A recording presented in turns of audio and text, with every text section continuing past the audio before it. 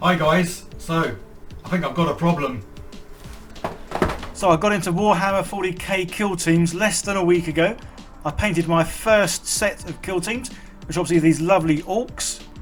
And I used the slap chop method to paint these. Nice, quick, efficient, really easy. There's a video seeing how I've done that, guys.